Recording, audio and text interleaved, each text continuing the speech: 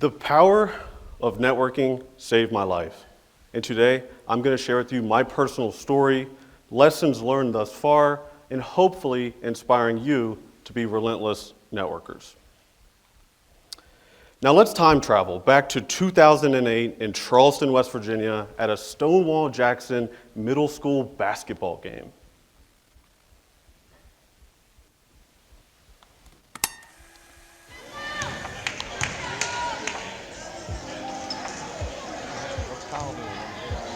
Huh? What's he doing? Oh, what's his name's out there?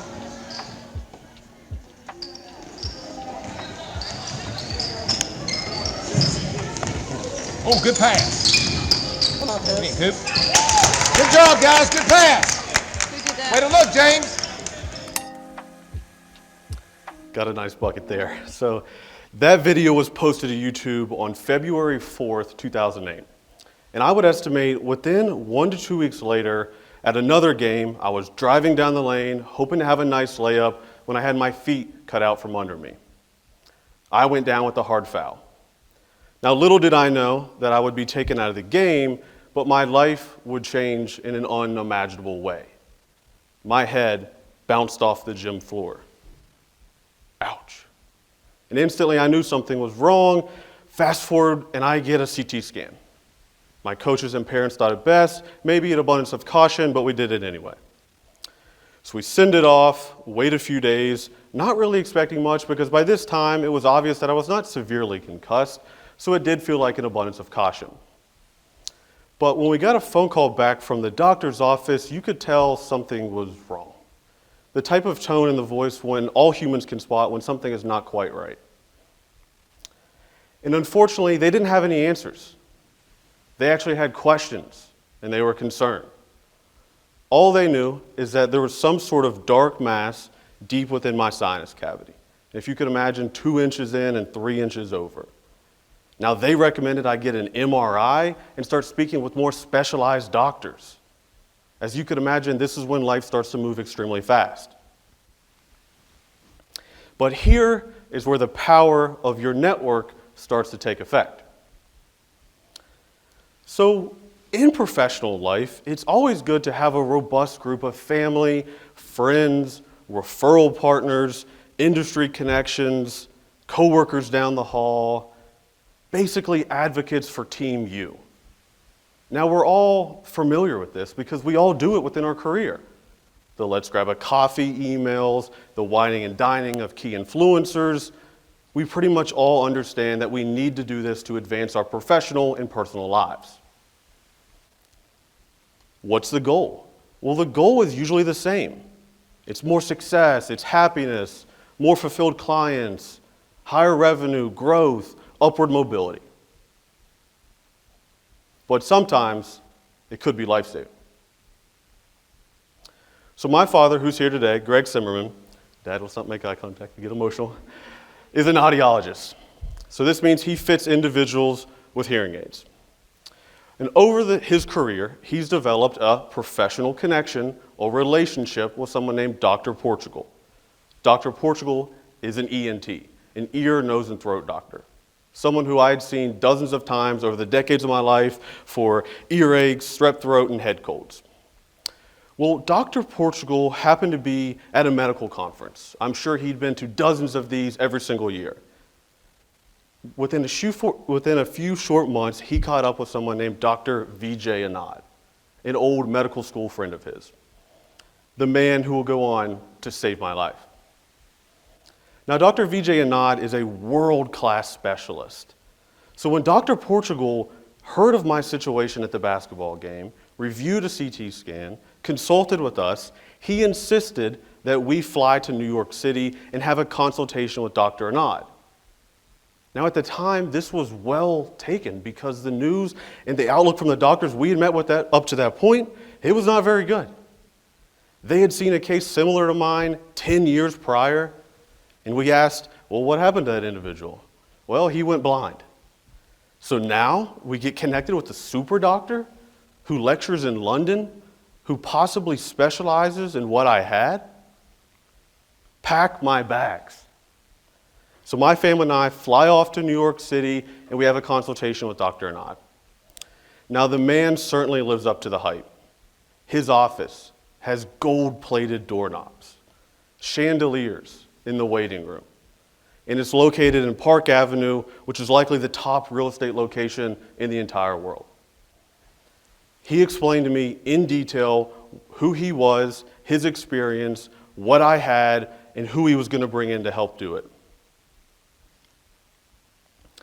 I had hope in the city that never sleeps.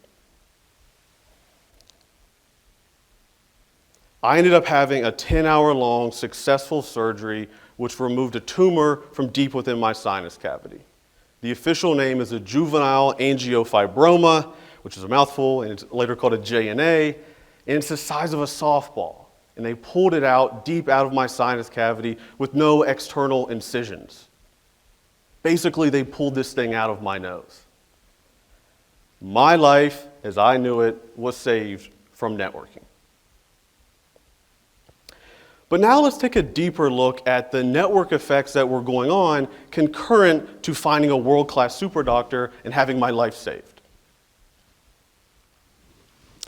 As I was anxiously waiting for medical reports and what the next steps were in West Virginia, I got a phone call. And that phone call was someone named Bill Stewart, the West Virginia University football coach at the time. And he basically said that he wanted to connect with me, to wish me well, and to stay strong.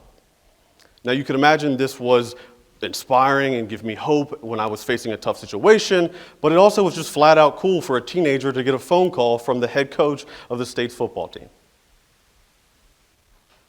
And then, strength in numbers. So nearly the entire West Virginia University football team sent us text messages saying, stay strong, that they were thinking of me, and that I was going to be okay. Now you can imagine that this takes the immense loneliness out of a tough medical diagnosis. I didn't feel isolated. In fact, I felt like I was a part of the team. This is the power of a network. Dozens of family members and friends in the weeks and months and years to follow stepped up for our family, bringing over casseroles, supporting us, help watching my 2 young sisters. Even my grandmother watching our puppy that we had just gotten a few weeks earlier. And then lastly, my father's colleagues helped donate Marriott points for us to stay in New York City as we went from West Virginia up to the Big Apple. Now you can imagine this relieves a financial burden, but also allowed us to focus on the medical reports and explore one of America's coolest cities. I can remember flying out of Charleston Yeager Airport, going to New York City, getting a good medical report, popping over to Central Park and grabbing a pretzel, walking around the city, flying home, going to school the next day like nothing ever happened. So as you can see, a solid network reduces the loneliness out of your life and out of your career. How did this impact me going forward? So by this time, I'm 15, 16 years old, and I'm entering high school. So my good friend and I, Logan Garrison, like many West Virginia boys, we started a lawn care business, networking, building relationships throughout our neighborhood. We even cut grass for the head of the state police, and I call him a personal friend. This is where I fell in love with relationship management, business, finance, connecting with people, hearing their stories, networking. This led me here to Morgantown, where I studied finance. Didn't want to go the corporate route, so I stuck around and got my MBA, which was all about networking, small business, relationship, community management. I left Morgantown and set my sights on a city that I think I had only visited one time prior, and that's Washington, D.C., for a career in wealth management, where I knew nobody. But I knew that I could network my way, shake enough hands into any room I wanted to. And I did exactly that. So after a few short years in the business, finding success, building relationships, getting myself on alumni boards like West Virginia University, I met an individual named Sterling Neblett at something called the Tower Club, which is a business lounge meant for networking, relationship building. He had been connected with me on LinkedIn, saw my face at every single event, and wanted to offer me and create a unique position called the Director of Communications for Centurion Wealth Management, where I work today, which is all about storytelling, relationship building, and connecting people. And then COVID strikes. The world is shut down. We're physically separated, but we all crave to be connected. So my friends and I, Mason Jack and CJ Harvey, we co-found a media advocacy group called Mountaineer Media. We do podcasts where we interview West Virginians, blogs, videos. The whole purpose is to connect our state, our community, and shine light on one another. So as you can see, my life has been profoundly impacted by networking. But I don't want you to leave here just thinking about me. I want you to leave here with something to take on. And it's actually a mindset. So if you could indulge me, please close your eyes as I read this sentence out loud. I'm going to read it twice to really allow it to sink in, but please close your eyes and ask yourself this. How can I put myself in a position to help others? One more time. How can I put myself in a position to help others? You can lift your eyes now. And folks, I'm going to give you 3 key ways that you can do it to close it out. The first one is to show up. Show up physically. Show up emotionally. Show up spiritually. Be present. Life's riches are in the thank yous, the goodbyes, the I appreciate that, the let me connect you with this person. Show up. Secondly, it's to listen. Listen to your friends. Listen to your family members. Listen genuinely to your coworkers. When you do this, you will hear their pain, their problems, their goals, their aspirations.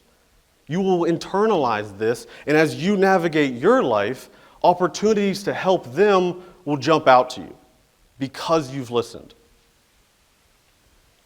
And lastly, folks, share. Share your ideas. Share your passions. Be the voice in the community that you wish you could hear. Volunteer at events. Post on social media. Share. So folks, as you can see, my life, again, has been profoundly impacted by networking, but I encourage you to network not for personal gain or extraction or what can I get from this, but truly think of it as shining light on others and how you can help other people. So thank you, and hopefully I've inspired you to become a relentless networker. Thank you.